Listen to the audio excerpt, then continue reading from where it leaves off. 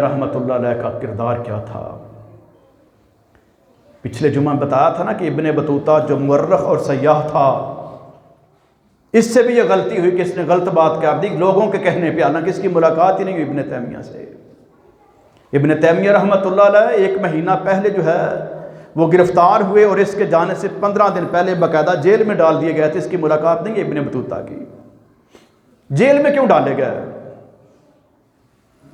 سوال پیدا ہوتا ہے نا کہ اگر وہ اتنے اچھے تھے، اتنے نیک تھے، اتنے پرہیزگار تھے، قرآن کے حافظ تھے، حدیث کے حافظ تھے، تاریخ کے وہ واقف تھے، پورے ائمہ کے وہ بہترین نمائندہ تھے، اسلام کی تاریخ میں نبیوں رسولوں کے بعد صحابہ کرام کے بعد ان کے تابعین اور تبع تابعین، ان کے بعد سب سے زیادہ اگر کسی کی دعوت کا کام ہے، اگر کسی کی تحریر کا کام ہے، اگر کسی کی تقریر کا کام ہے، اگر کسی کی تربیت کا کام ہے، تو امام ابن تیمیہ رحمۃ اللہ علیہ ہیں۔ تو پھر جیل میں کیوں؟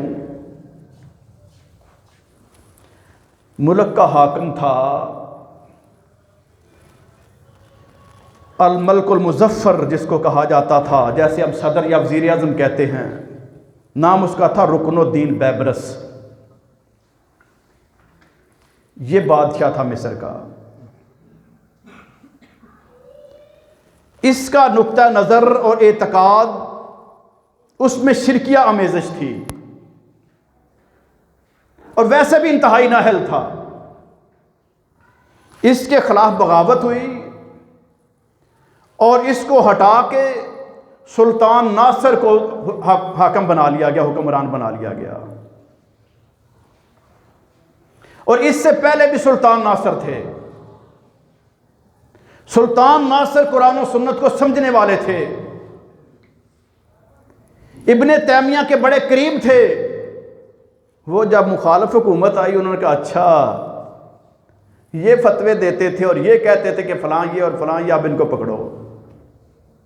یہ جیلوں میں ڈالنا مخالفین کو کوئی نئی بات نہیں ہے۔ امام ابن تیمیہ رحمۃ اللہ علیہ کو ان کی اپنی سیاسی کشمکش والے، مفادات کے پجاری، ان لوگوں نے فائدہ اٹھا کے تو ان کو جیل میں ڈال دیا۔ کچھ عرصہ گزرا، باری پھر پلٹ گئی۔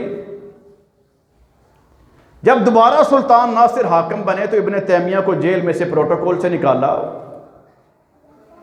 اور اندر اپنے خاص کمرے میں لے گیا۔ کہا کہ یہ دیکھو، یہ فلاں مولوی کا فتویٰ ہے، یہ فلاں پیر کا فتویٰ ہے، یہ فلاں قاضی کا فتویٰ ہے، یہ فلاں قاضی اور جج کا فیصلہ ہے، یہ لوگ ہیں جنہوں نے تیرے بارے میں سازشیں کی تھی، تیرے خلاف فتوے دیے تھے، تیرے خلاف تحریریں لکھی تھی۔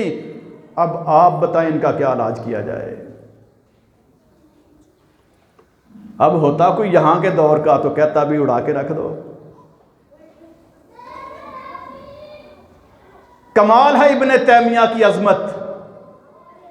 فرمایا امیر المومنین غصہ نہ کیجئے، جس نے جو بات کی اس نے اپنی طرف سے ٹھیک ہی کی ہوگی، لیکن ان بیچاروں کو قرآن و سنت کا فہم نہیں ہے، جس کی وجہ سے ان کو غلطی لگ گئی۔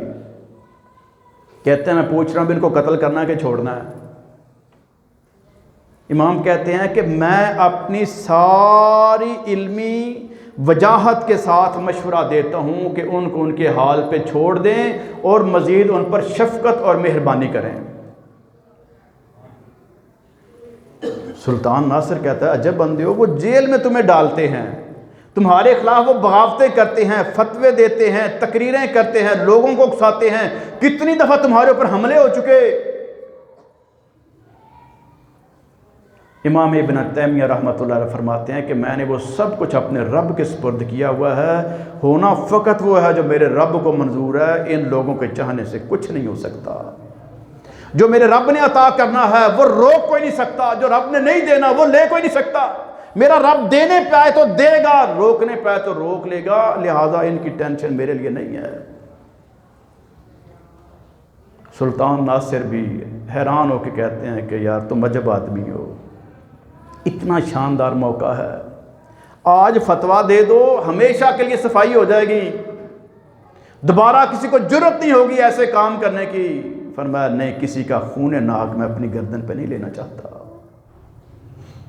جائیے دکھائیے پوری تاریخ میں کہ اتنا کھلا موقع کسی کو ملا ہو اور پھر اس نے ایسے کھلے دل سے معاف کیا ہو۔